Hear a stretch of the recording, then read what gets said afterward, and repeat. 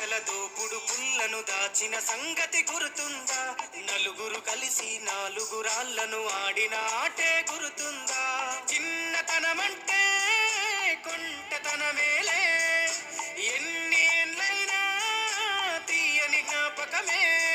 ఈ మానవ జీవన పయనంలో బాల్యం అద్భుతమే, మన బాల్యం అద్భుతమే. వీరి వీరి గుమ్మడి పండు వీరి పేరేమి, తాగుడు మూతలు దండాకోర్ వీరి పేరేమి.